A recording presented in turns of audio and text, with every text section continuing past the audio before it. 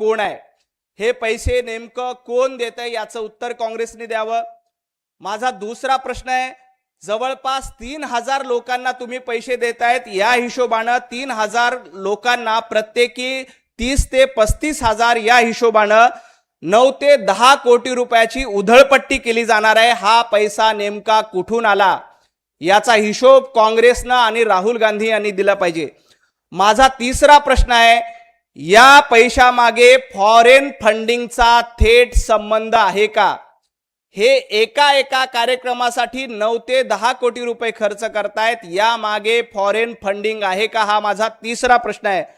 माझा चौथा प्रश्न आहे की या पैशासाठी काँग्रेस शासित राज्यामधली कंत्राटदाराच्या व्यवहारातून किंवा कमिशनखोरीतून, काँग्रेसचं कर्नाटकमध्ये राज्य आहे, काँग्रेसचं केरळमध्ये राज्य आहे, या काँग्रेस शासित राज्याच्या कंत्राटदाराच्या कमिशनमधून हे पैसे आलेत का याचं उत्तर काँग्रेसनं दिलं पाहिजे। माझा पाचवा प्रश्न आहे, राहुल गांधींचं पॉलिटिकल रिलॉन्च करण्यासाठी, कारण हा सगळा प्रकार राहुल गांधींना पुन्हा पुन्हा रिलॉन्च करण्यासाठी आहे, त्यामुळे माझा पाचवा प्रश्न आहे की राहुल गांधींचं रिलॉन्चिंग करण्यासाठी काँग्रेसचं बजेट किती हजार कोटी रुपयाचं आहे?